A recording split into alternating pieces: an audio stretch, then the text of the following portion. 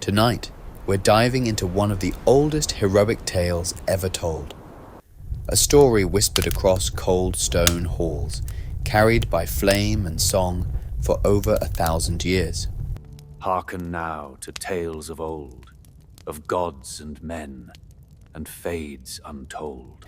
Long before knights in shining armor, before swords had names or kings wore crowns, there was Beowulf, a warrior from the sea, stronger than any man and destined to face monsters, born of rage, vengeance, and fire. But this isn't just a story about battles and beasts. This is a story about what it means to protect your people, about glory, pride, and the price every hero must pay in the end. So, lay back, relax, and let the world slip away as we journey to the shadowed mead halls of ancient Scandinavia, where the night trembles with something crawling just beyond the firelight. This is Beowulf. Long ago, when the world was younger and the wind spoke through the bones of trees, there was a land of ice and sea and steel, the realm of the Danes. In those days, kings were not born in palaces. They did not inherit power from bloodlines or sacred rites. They took it with sword and fire, and the first of them came from nowhere. They called him Shield-Sefing, a child of the sea, found one grey morning in a boat without oar or sail, cradled in shields, surrounded by treasure, eyes open and unafraid. A gift from the gods, some said. Others whispered darker things, that he had no father, that he came from some place beyond the world of men. But the child grew, and as he grew, he became war. Shield laid waste to rival tribes, breaking the necks of kings and forcing the strong to kneel. Where he went, fires followed. His voice became law, his wrath legend. Tribes once proud and fierce began sending him tribute without a fight. Gold, mead, horses, blades.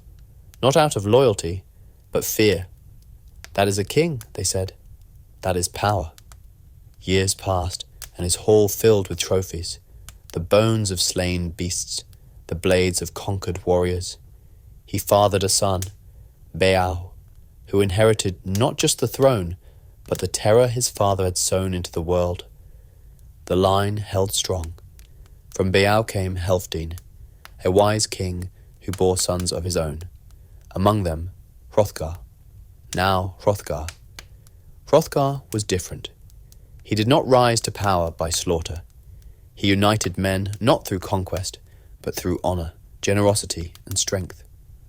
His warriors loved him, and his enemies, fewer and fewer, feared him still.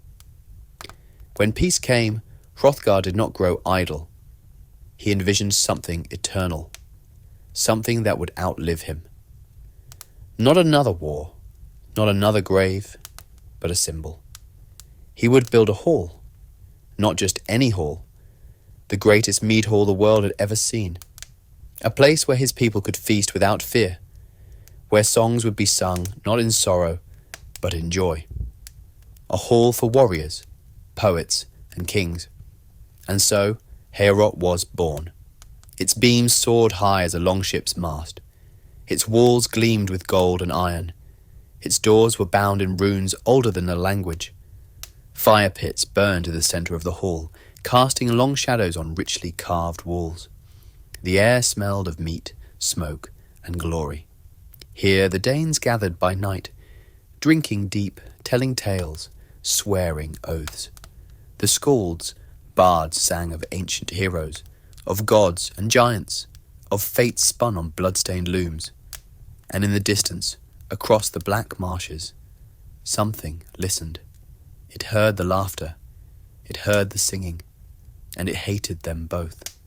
Far out in the fens, where the mist never lifts, and the waters rot the roots of trees, something stirred, something ancient, something alone. It had no name given by men, only one carved in whispers, Grendel. It had watched the Danes build their hall, Watched them celebrate. Watched them rejoice night after night, in a light it would never touch, in warmth it could never feel. It watched, and its hunger grew, not for food, not for treasure, but for silence, for vengeance.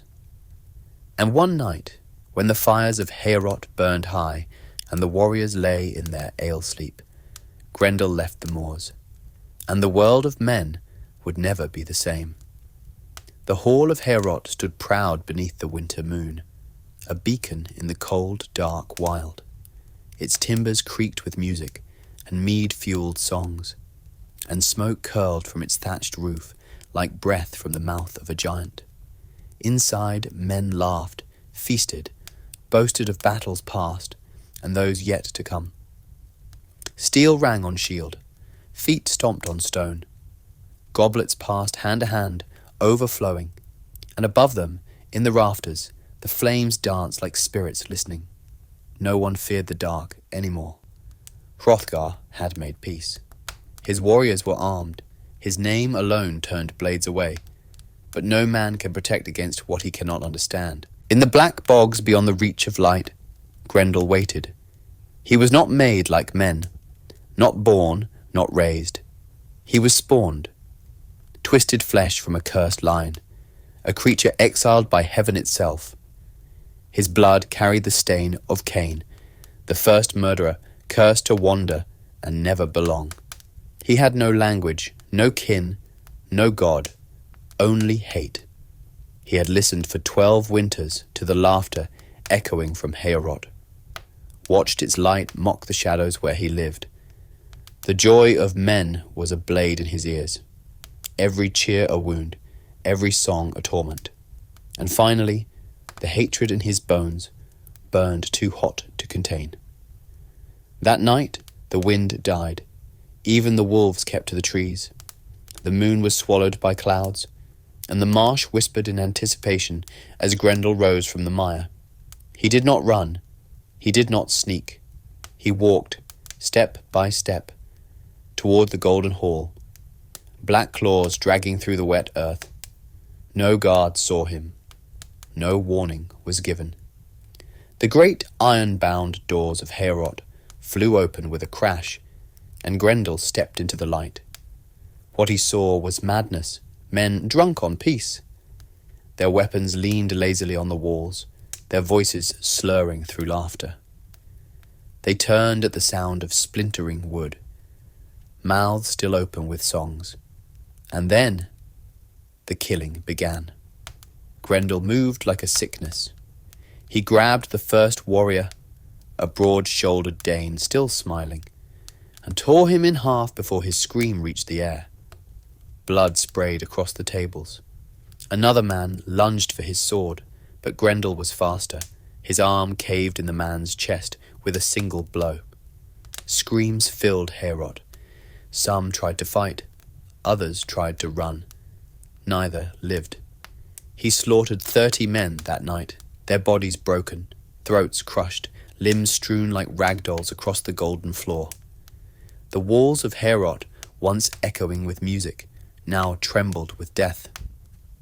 Then, as suddenly as he had come, Grendel turned and vanished into the night, dragging blood and pieces with him, leaving only silence and horror in his wake. When dawn broke, the Danes were already gathering in stunned silence outside the hall. They entered not as warriors, but as mourners. Hrothgar stood among them, his face carved from stone, his crown dimmed by grief.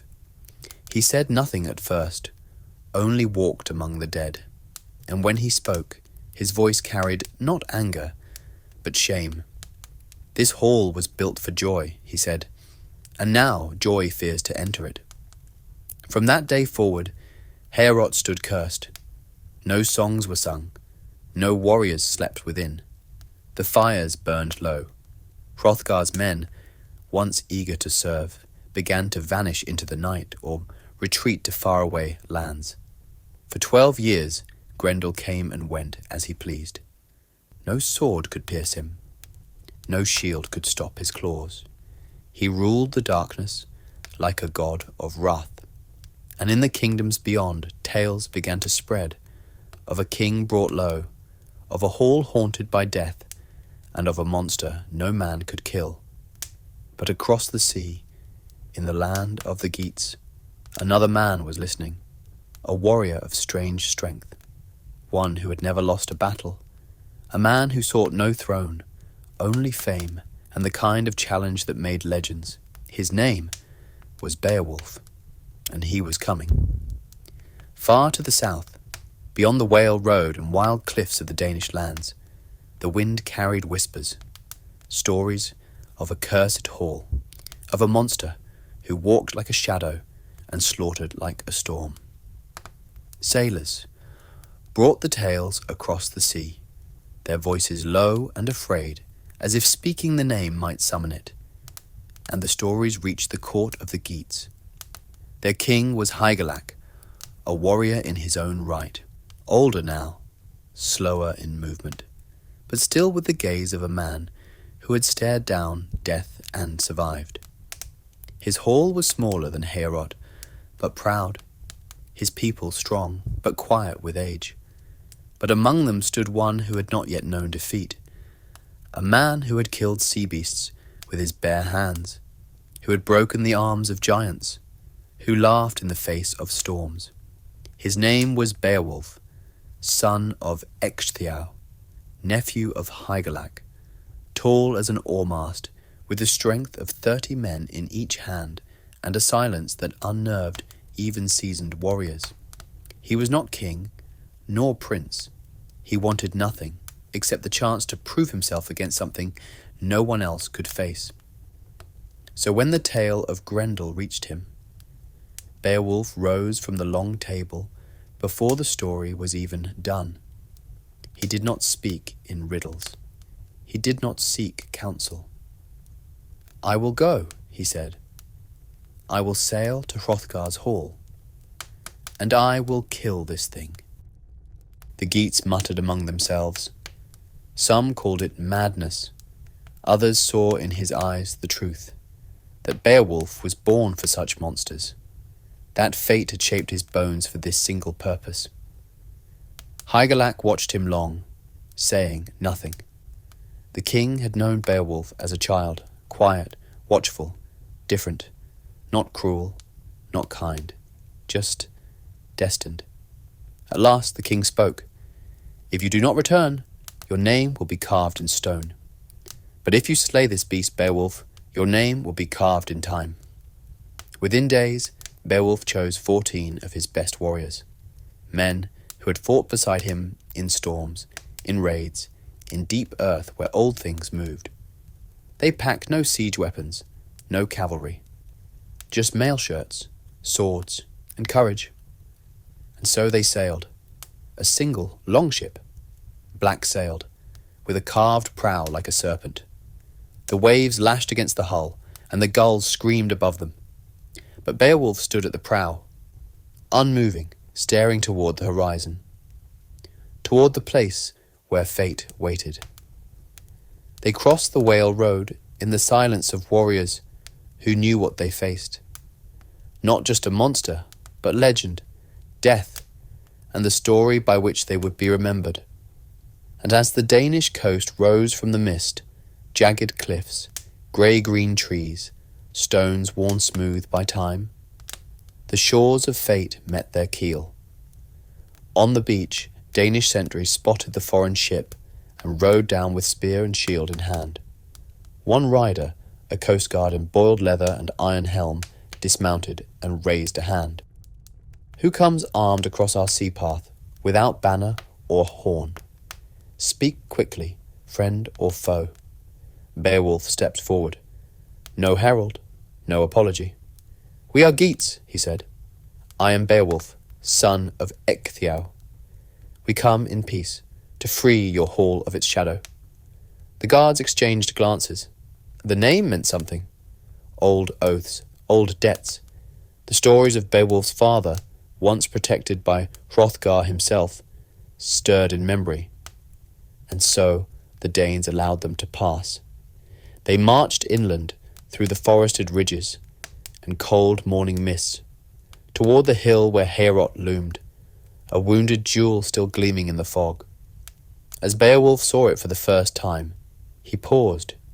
He saw the golden roof, dulled now, the carved doorways, scarred by claws, the watchfires still burning, though faintly, as if afraid to burn too bright. But more than that, he felt something watching. Not from the towers, from beneath. Inside, Hrothgar sat on his throne of oak and gold, grey-bearded, eyes sunken with too many sleepless nights.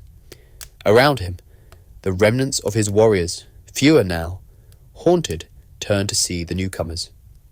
Beowulf stepped into the hall and bowed low, his voice calm. "Hail, Hrothgar! I have heard of your grief. I come not for coin or land, but for honour. Allow me to face this beast. Let me cleanse your hall." The old king stared long, and then he smiled. "Your father owed me a life," he said.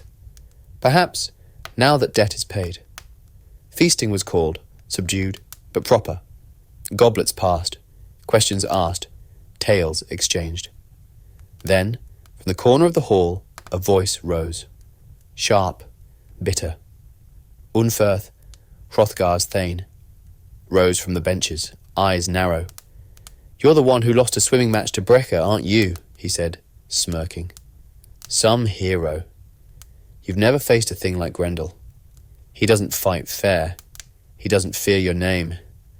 Beowulf turned slowly. "You speak of a contest of boys. I swam 5 nights through frozen waters and slew sea beasts while Breca drifted. I lost nothing. But you," he looked at Unferth without blinking, "have sat here for years, watching your king suffer, doing nothing." Silence fell, and then Hrothgar laughed, long and deep. "Let him speak," the king said, "for if Beowulf's deeds match his words, the end of Grendel may be at hand." That night, Beowulf and his men prepared. They would sleep inside Heorot, while Hrothgar and his thanes watched from afar. No weapons, no armour. Beowulf had made a vow. Grendel uses no blade.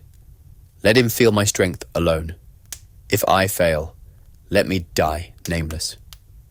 And so, the fires burned low, and the geats lay across the mead hall floor. Outside, the wind rose. The moon broke from behind the clouds, and in the marsh, the thing stirred again. The torches flickered in Heorot's high rafters, casting long shadows that swayed like spirits across the gold-bound walls.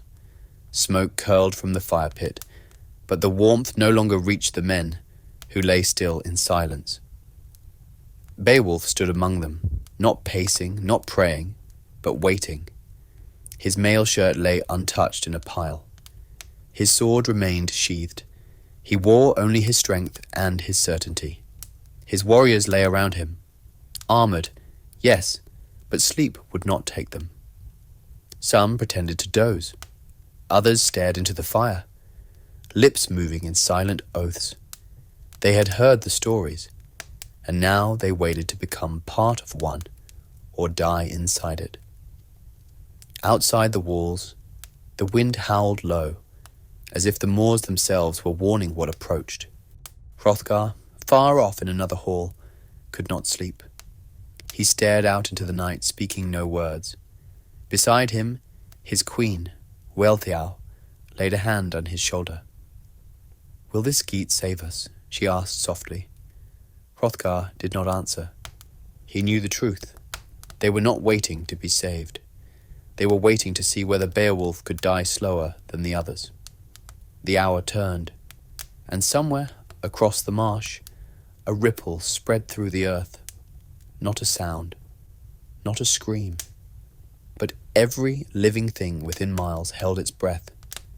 Grendel had come. He moved through the dark like a sickness, a shadow that cast no light, a hunger wrapped in flesh. His limbs were long and bent at wrong angles. His skin was thick and matted like wet bark. His mouth was not a mouth at all. but a gaping, steaming maw of bone and black tongue. Heorot loomed ahead, that cursed hall of light and laughter, and he smiled. The doors that had once been sealed with iron and blessed by priests stood waiting, scarred from past visits. Grendel did not slow. He stepped forward, raised his arm, and slammed the doors open in a single blow. The hinges screamed, the firelight inside trembled, and so did the men. Grendel entered the hall like a storm. His eyes burned yellow in the fire glow. His breath stank of grave dirt and old meat. He saw the warriors, saw them pretending to sleep. He moved without hesitation. His hand shot out, massive and slick, and he seized the nearest warrior, lifting him from the floor like a child plucking a doll. The man screamed, only once. Grendel bit through his body. Bones cracked. Blood sprayed across the floor.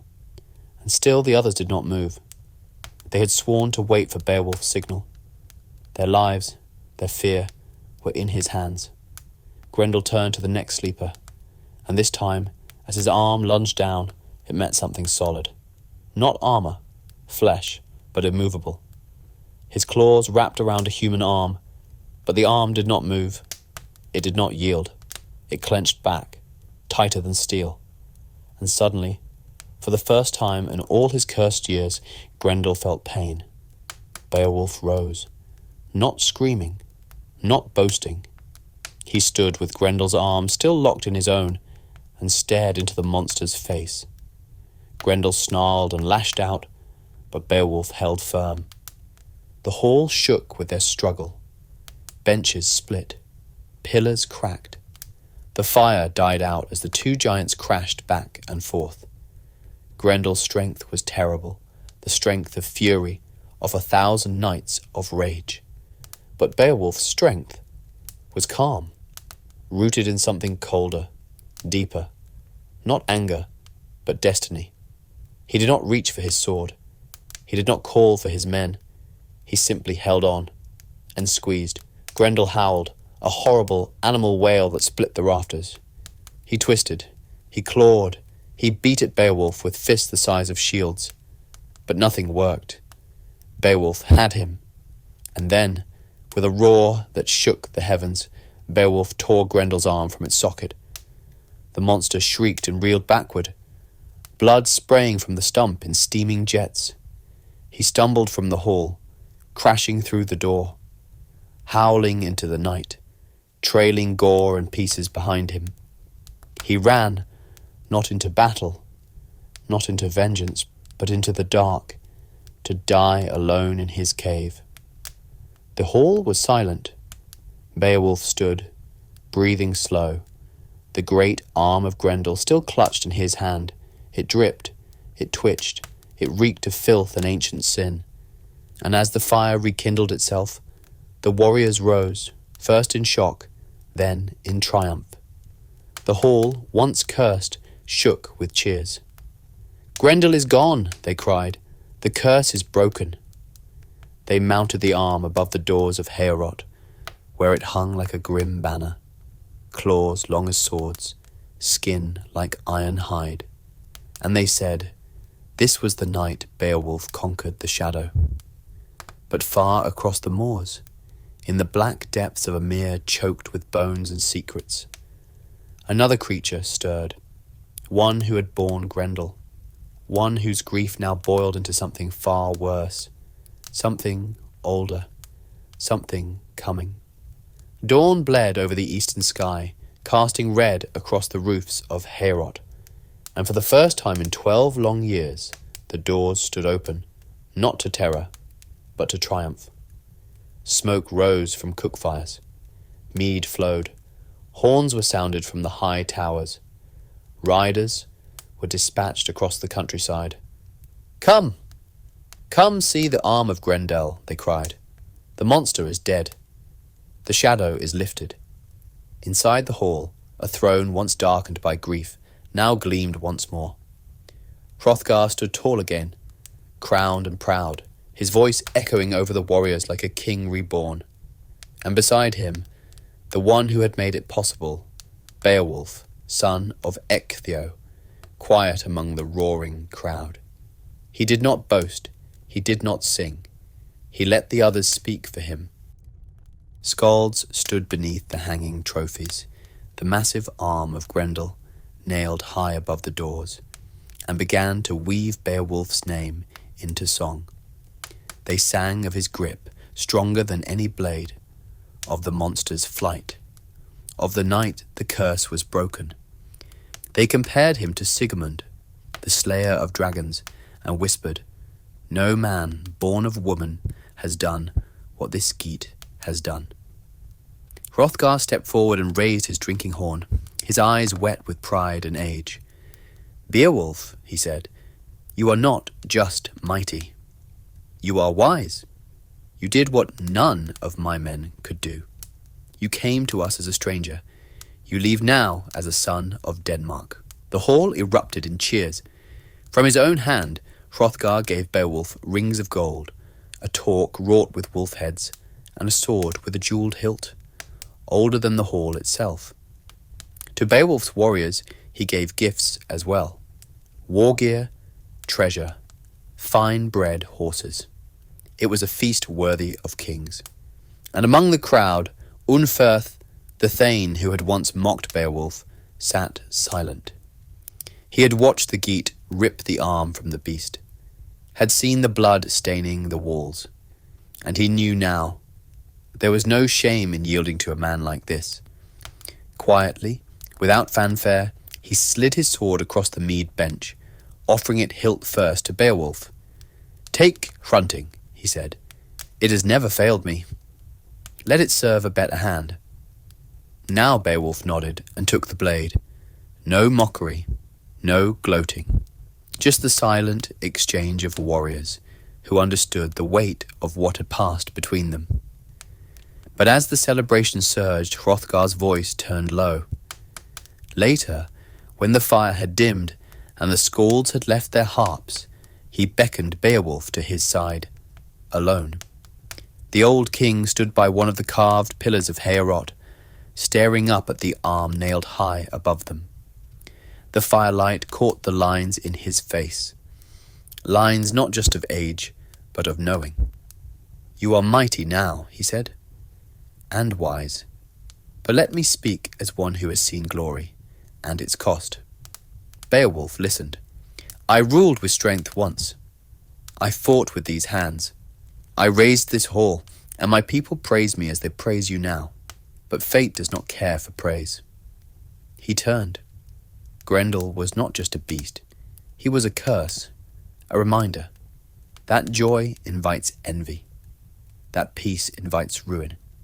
And that every man, no matter how strong, must one day fall. Beowulf said nothing, but the words sank deep. Hrothgar's voice softened. "When the sword no longer answers your call, what will your name be worth?" The two stood in silence, beneath the arm of the creature that had haunted Hrothgar for over a decade. And somewhere far off, in the black waters of the mere, that silence was answered with grief and hate. That night, the fires burned low in Heorot, flickering softly along gold-plated beams. The warriors, drunk on mead and triumph, slept heavy and deep, their swords leaning against the walls, their armor left scattered on benches, untended. The stench of old blood still hung in the air, Grendel's severed arm darkening above the door like a warning no one understood. But outside, beneath the twisted trees and the fog-choked marsh, something was watching. She had heard the cries. She had smelled the blood of her son, still steaming on the wind. And when she found him, his body torn, his arm gone, his lifeless form curled in the black mud of their cave, something broke inside her that could never be fixed. She was older than Grendel, older than Heorot, older perhaps than man's memory. She had no name in their tongues. They did not know her, but the Danes would come to. Grendel's mother rose from the water, a towering shadow of bone and sinew, her hair like dripping weed, her face half hidden beneath a helm of flesh and fury.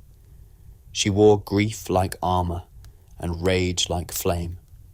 She did not scream. She did not howl. She simply moved through marsh, through shadow, through the hush of trees that bent to let her pass. It was past the deepest hour of night when Heorot's door creaked open once more.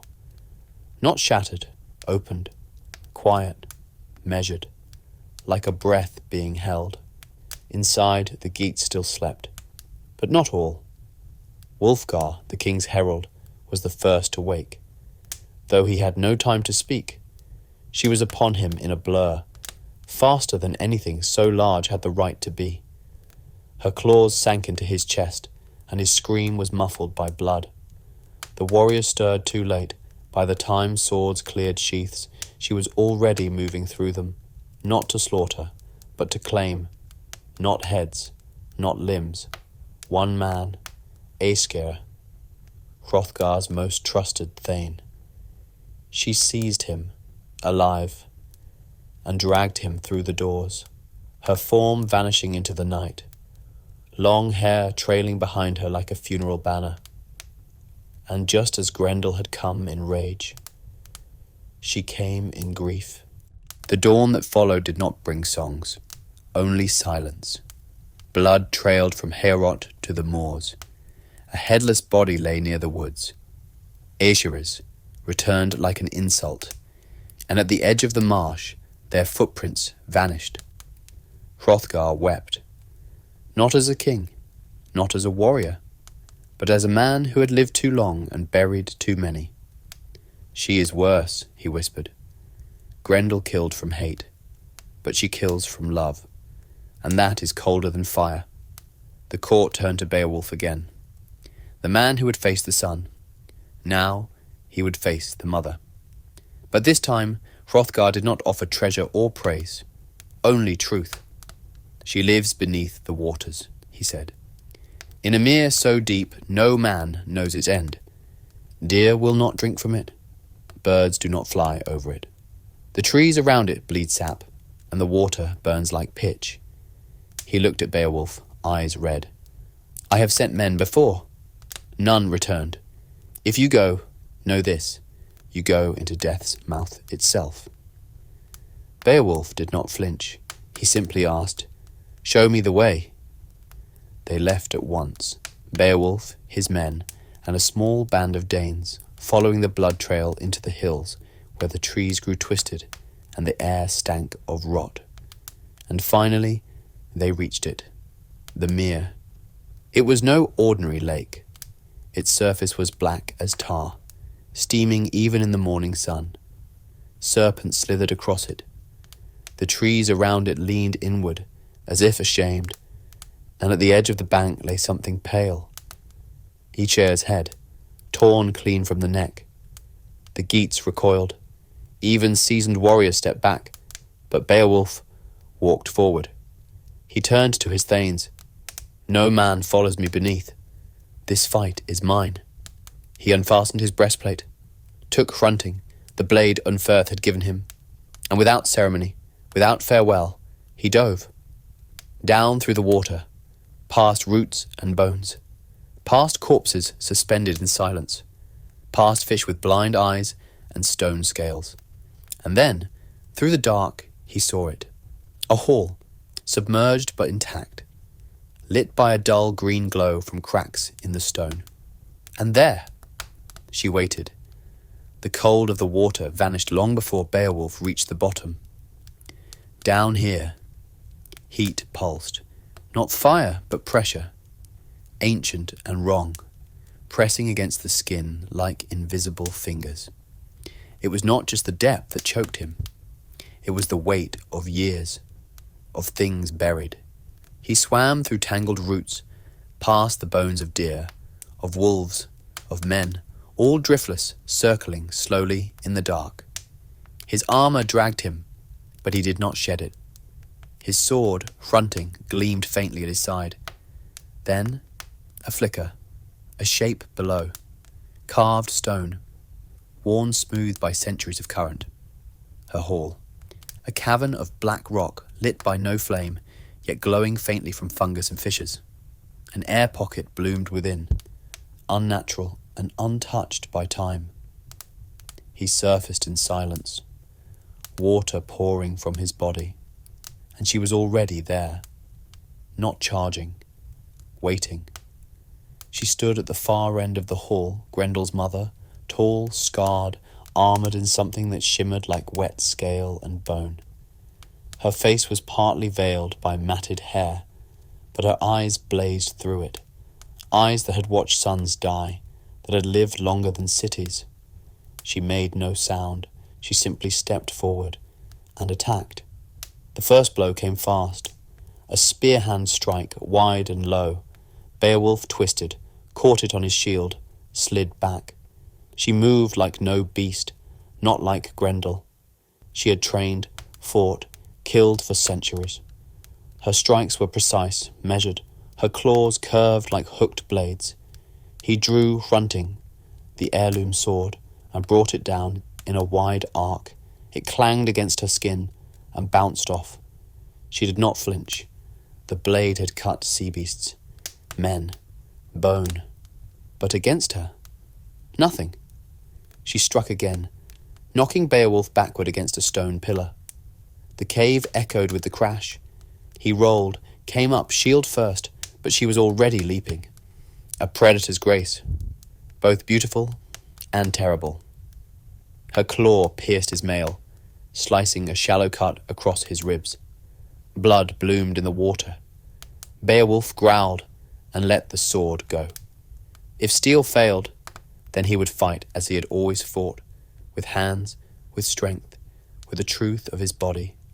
He caught her next lunge, barely, and they slammed into the wall, stone cracking beneath their weight.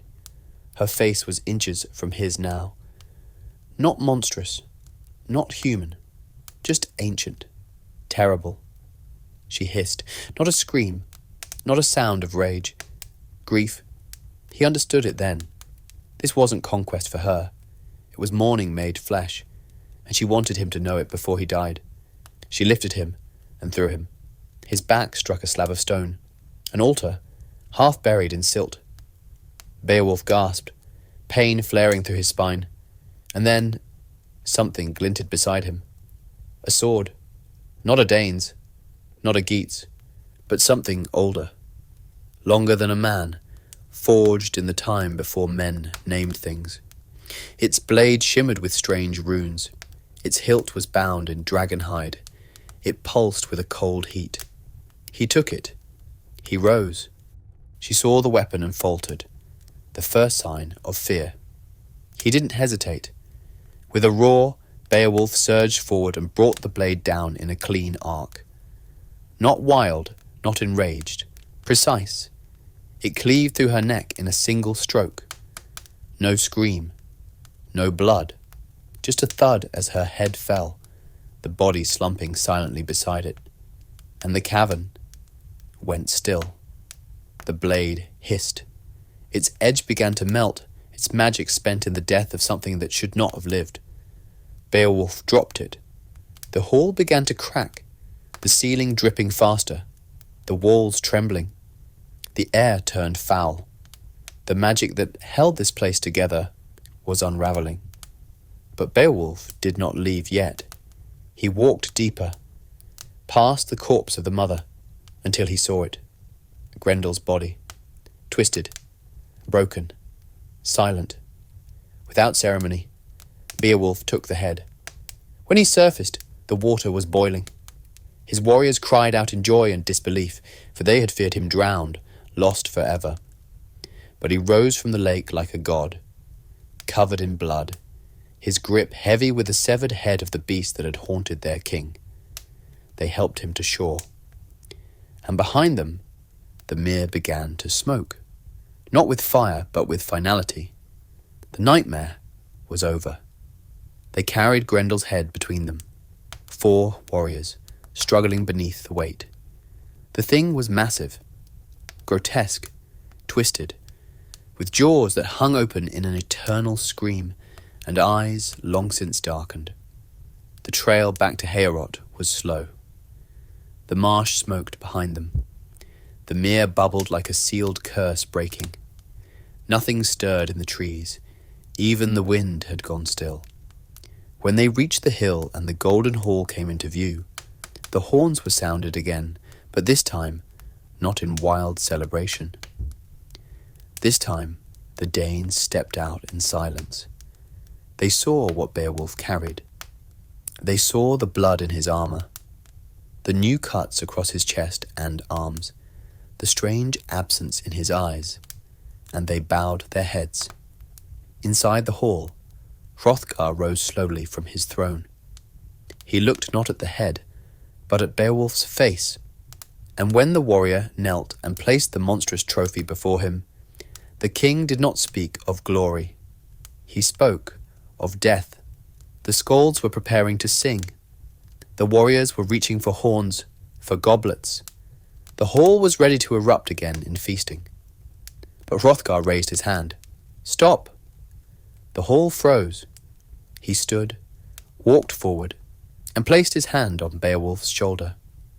"Come with me."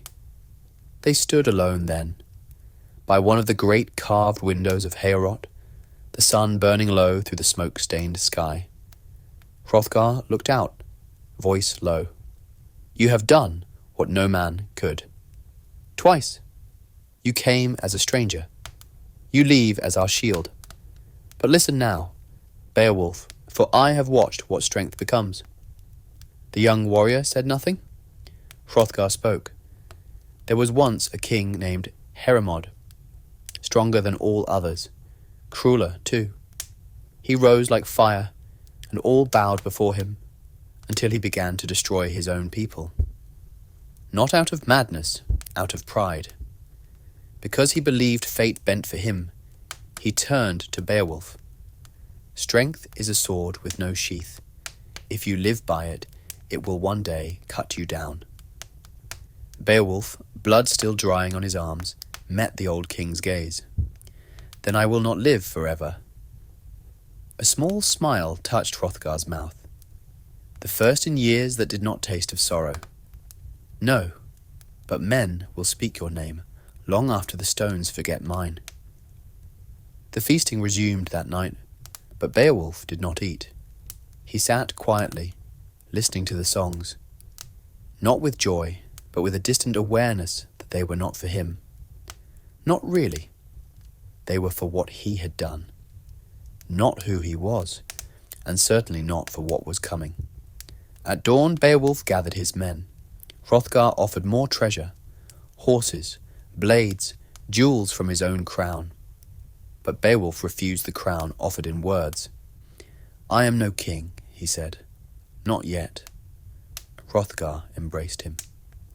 "Then, when you are, remember this. Power is not glory. Power is the burden of the last man standing." The Geats boarded their ship. The sea was calm, and as they sailed away, the golden hall of Heorot grew small behind them. But already, in lands beyond, the name Beowulf was moving faster than the tide. The ship cut through the morning fog like a blade, the Geatish coastline rising grey and jagged from the mist. Long grasses bowed to the wind along the cliffs, and gulls circled overhead, crying like souls unsettled. On the deck stood Beowulf, silent as ever. Behind him, his thanes, tired but alive. Beneath them, chests of gold, blades etched in old runes, and the head of a monster, now shrunken and pale with death. He had returned, as promised, but something in him had not. Word spread quickly across the land. Beowulf is home. Fishermen left their nets. Children ran through villages. Farmers abandoned their tools and lined the roadways as the warriors marched inland, bearing the banners of triumph and the marks of survival. At Hygelac's hall, drums sounded. A feast was prepared. The king, old but still towering in his own right, stood beneath the carved arch of his throne room, waiting. His wife, Queen Hygd, stood beside him. Young, sharp-eyed, a woman who listened more than she spoke. When Beowulf entered, he bowed low, and then, as was tradition, he spoke. He told them everything. Of Hrothgar's sorrow and Grendel's hunger. Of the battle in the hall, the tearing of flesh. Of the mother beneath the mere. The cursed blade that failed, and the sword of giants that did not. He did not glorify, he did not embellish, but the tale awed them still. At the end, he opened one of the great chests and offered the treasure to Hygelac, as was custom, not as payment, but as loyalty. Jewels, torques, helms, rare steel, and the golden banner of Heorot. The king looked down at the wealth, then back at Beowulf. You could have kept all this. Beowulf met his gaze. Then I would have returned with nothing. Hygelac laughed, not mockery, but pride. He placed a hand on Beowulf's shoulder. You've grown taller, nephew, and not in height. The feast lasted long into the night, but not all eyes were on the treasure. Some watched Beowulf himself, how he sat apart, his eyes lingering not on goblets or gold, but on the fire, on shadows, on silence. Queen Hygd approached him once when others were laughing.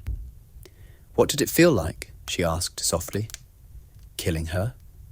Beowulf looked at her, then past her, as if remembering something not quite real. Like drowning, he said, but slower. Later, when the hall dimmed and the harp songs faded, Hygelac called Beowulf to his side. They spoke not as king and subject, but as men who had lived through too many winters. You were made for more than war, the king said. But war is all the world offers me, Beowulf answered. And so years passed. Peace held in Geatland. The gold was stored, the blades sharpened but unused.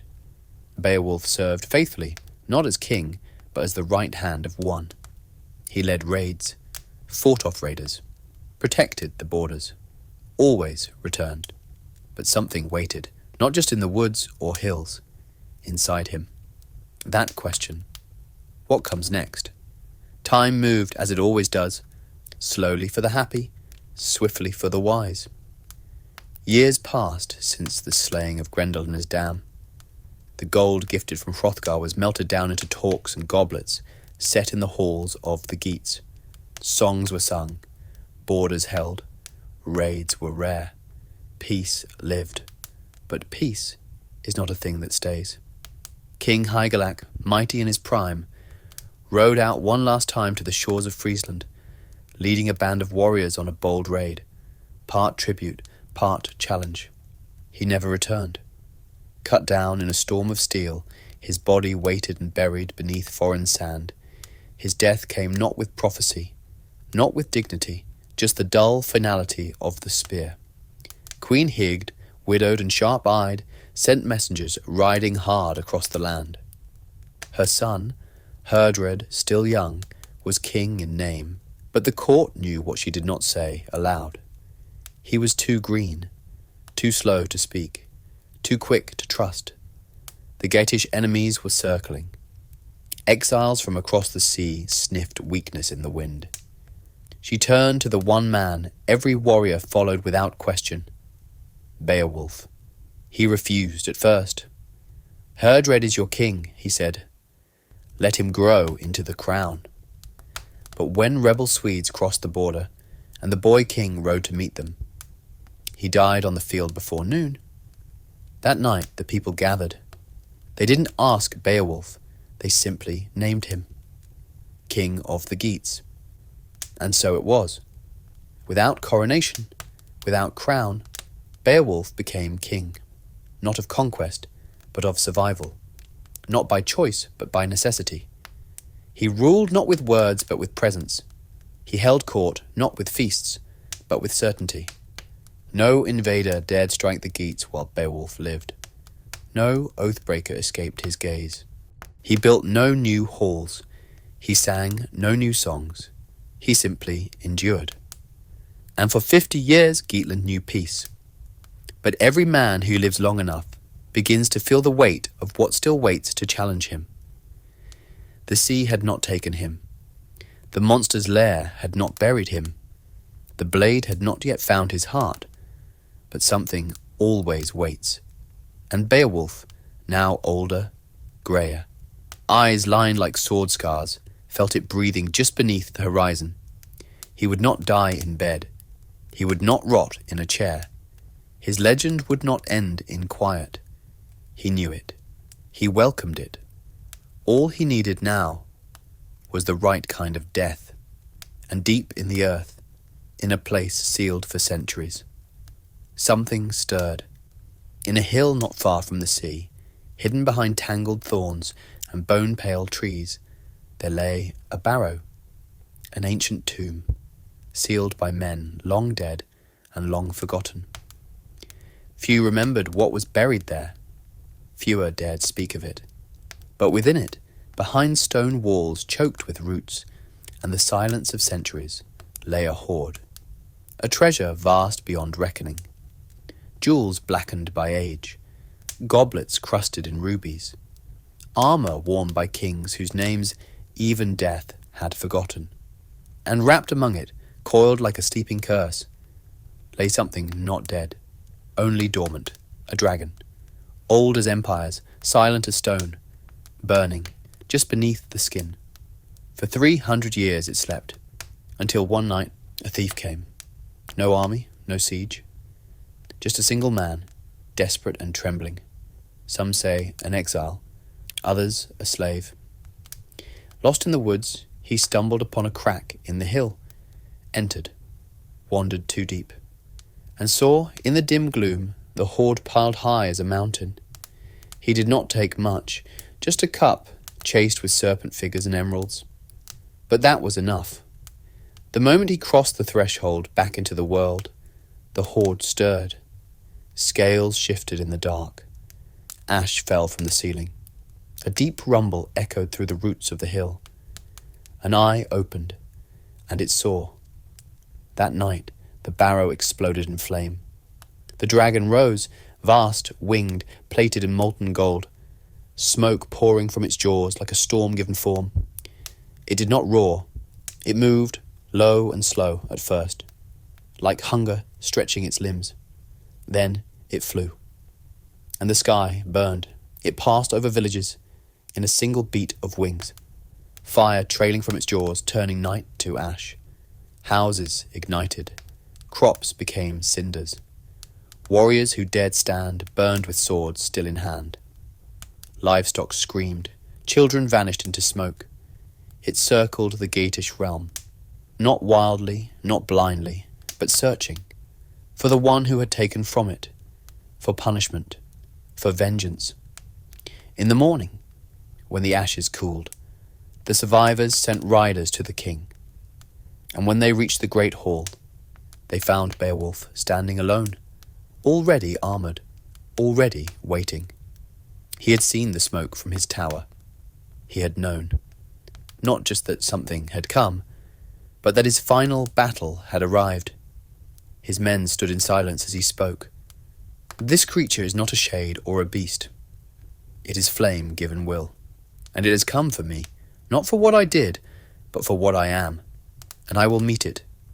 They tried to speak, to offer swords, shields a host, but he raised a hand. I will face it, and if I die, let my death buy peace for my people. That is a king's bargain. He chose 11 warriors, not for their fame, but for their loyalty. And with them he marched toward the blackened coast, toward the hill where smoke still curled from the mouth of the earth. The 13th in their company? The thief, bound, silent, and trembling. He would lead them to the barrow, and Beowulf would walk into fire. They stood before the hill, no longer overgrown, no longer forgotten. The earth itself seemed scorched and opened like a wound. Smoke rose from cracks in the stone, and the wind that blew from within stank of charred gold and death, long denied. Beowulf looked up. He did not pray. He did not weep. He simply turned to his men and said, "Wait here." His warriors looked at one another. They had followed him across seas, through marsh and blood. But this was different. The sky above the barrow was dark in daylight, as though even the sun refused to witness what was to come. The thief, broken, trembling, pointed a shaking hand toward a narrow path cut through stone and soot. Beowulf nodded once, and then entered alone. The passage was low, choked with smoke and ash. The heat pressed in on him like an ocean of flame. His mail sizzled with every step. Sparks drifted like insects in the dark, and deep within, a glow, pulsing, breathing, waiting. The dragon. It rose as he entered, a tower of flame and rage coiled around its treasure like a god too long asleep. Its wings scraped the stone, its eyes were molten, its jaws gaped open, smoke curling from them like serpents. And Beowulf raised his sword. Not fronting, long since melted, but nagling, a blade passed down through generations of kings, a blade that had never failed, until now. He charged, and the dragon met him. The clash was titanic. The barrow shook, stone cracked, flame exploded across the walls. Beowulf's shield melted under the beast's breath. Nagling struck scales, once, twice, then snapped, shattered in his hand like broken oath. The dragon's talons raked across Beowulf's chest, cutting through mail, through skin, into bone. He staggered, blood pouring, but did not fall. He grabbed his dagger, a short, last weapon, and still he stood. Outside, the warriors waited. They heard the roars, the shaking of earth, the sound of a world ending just beneath their feet, and one by one, they stepped back, fled, all but one, Wiglaf, young, unproven, noble-born but battle-green. He looked at the others, his brothers in arms, and saw only fear where there should have been honour. And so, alone, he drew his sword, raised his shield, and said, "I will not let him die alone." Then he ran into the fire. He found Beowulf bleeding, staggering beneath the weight of the dragon's fury. The old king's armour glowed red-hot.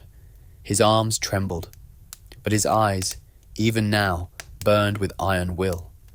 Wiglaf raised his own blade and struck, a clean blow into the beast's flank. It turned, shrieking, flame bursting from its throat. And in that moment of distraction, Beowulf, dying, breathing smoke, drove his dagger deep into the dragon's belly, up into the heart, through scale and fire. The dragon screamed and fell, but so did Beowulf. His hands were blackened, his chest torn. Smoke hissed from his wounds. Wiglaf rushed to him, knelt beside him, and Beowulf smiled. "It is finished." His voice was barely breath. "Tell them, I did not run." Smoke still coiled from the dragon's corpse, the air thick with ash and molten stench. The treasure hoard, vast beyond imagination, lay exposed behind the beast, a mountain of gold and bloodstained gems that shimmered in firelight, untouched for centuries. But Beowulf looked past it. His eyes were fixed on the sky, dark, distant, as he lay on his back in the gravel and dust, his armour half melted into his flesh, his sword hand burned black. Wiglaf knelt at his side, both hands on the wound in Beowulf's chest, but the blood would not stop. It was deeper than flesh, older than time, the kind of wound that cannot be healed, because it was always meant to be. Beowulf coughed once, blood on his lips, and grinned. "I have held kingdoms. I have faced gods. I have walked into fire. But this," he winced, "this is how a king should die." Wiglaf leaned closer. "You have slain the dragon, Lord." The land is safe. The people will sing of you. But Beowulf raised a hand, barely more than a trembling shadow. No, they will sing of what I did, not what I was. He turned his head slightly, his voice thinner now, but still with steel beneath it. Listen, you are the last. My blood ends with me. But my name, that is yours now. Guard it. Speak it. Let the wind carry it farther than I can. Wiglaf's throat tightened. You must live, Lord. You must return. The people...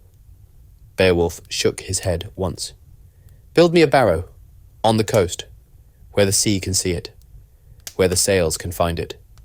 Let them say, that is Beowulf's tomb. That was the man who met the fire and did not kneel. His breathing slowed. His hand reached blindly toward the treasure, not to take it, but to touch it. A single piece, a golden cup, still warm from dragon blood. He smiled. So much gold, and I can take nothing with me. A pause. Then, almost softly, that is the curse of kings. And then he exhaled, once, and was still. Beowulf, son of Ecgtheow, king of the Geats, slayer of monsters, breaker of curses, the man who faced death without flinching, was gone. Wiglaf sat beside him for a long time, unmoving. The horde burned behind him, the barrow rumbled, crumbling, but the young warrior did not weep. He simply whispered the name, Beowulf, and the cave echoed it back like the last word of a dying's world. Wiglaf returned alone. His armour was scorched, his sword notched, his hands burned and blackened. But worse than all of it, his eyes held the weight of a world that had just lost its spine. The Geatish warriors who had fled the barrow stood waiting near the hill, their eyes lowered. They saw the smoke rising behind him. They saw the blood on his hands, and they knew. The king is dead, Wiglaf said. No accusation in his voice. No rage, just truth. They fell to their knees, shame heavier than mail, fear deeper than the dragon's barrow. They had not stood beside him, but still they would now follow him, to the end. Wiglaf led them to the hoard, and there it was, gold enough to build 10 kingdoms, weapons carved by forgotten gods, crowns from kings who never lived long enough to wear them, and beside it, Beowulf, cold, quiet, still. His body lay on a bed of scorched stone. His face, even in death, was set like iron, not in pain, but in peace. They did not touch the treasure. They could not. They bore his body back in silence, over hills, through forests, to the edge of the sea, where Beowulf had once stood as a boy and watched the waves crash like war. There, on a high cliff, they built the pyre. They laid his body on a bed of wood and iron, placed a golden torque around his neck, set his shattered sword beside him, and the jewelled goblet, the cup that awakened the dragon, at his feet. They stacked the wood high, higher than any ship, with spears and shields and banners, and when all was ready, Wiglaf lit the flame. The pyre roared. It towered into the sky. The fire danced like 1,000 voices. The smoke curled into the shape of a dragon's tail, rising, breaking, dissolving into the heavens. Men wept. Women wailed. Even the wind seemed to fall silent. The Geats gathered in a circle around the fire. 12 warriors rode slowly around the pyre, one for each of Beowulf's greatest victories, and as they rode, they chanted his name. Beowulf. Beowulf. Beowulf. Not as a man, but as a measure. Wiglaf stood apart. He watched the flames rise, reflecting in his eyes, and he spoke the final words. Of all the kings of men, he was the most worthy, the most noble, the most true to his word, and when the fire had burned down and the ashes cooled, They built a barrow on the headland, vast, high, visible for miles by sea. Inside it, they sealed the treasure, every last coin, every gem, every blade. Let it lie with him, Wiglaf said. Let no man touch it again. It has bought enough death, so the dragon's hoard became Beowulf's grave, and the gold stayed buried, and the name remained. The barrow stood high above the sea, windswept and solemn, a stone crown for a king whose body no longer moved, but whose name refused to die. Sailors passing the coast saw it glowing in the dawn, and asked, "Who lies there?" And the answer travelled with them, across waves and into distant kingdoms. Beowulf, the man who fought monsters, the king who feared no fire, the warrior who met the dragon face to face and died standing. In halls where skalds still sang, his story changed with each telling. Sometimes he was taller. Sometimes the dragon was bigger. Sometimes he walked back out of the fire. But always he stood alone. Always he fought when no one else would. Always he chose duty over survival. And so he lived, in verses, in bones, in every oath spoken by a man gripping a sword and facing death. The Geats did not last forever. Their enemies came. The gold was buried too deep to save them. The borders fell. But when all else was forgotten, the treaties, the bloodlines, the crowns, the story remained. They said his grip was stronger than any blade, that his voice could break silence like a hammer breaks bone, that his eyes saw through men and monsters alike, and that when the darkness came, he did not run, he did not pray, he stood. So now the tale ends, not with victory, not with peace, but with a flame in the dark, and a name carried on the wind across 1,000 years. Beowulf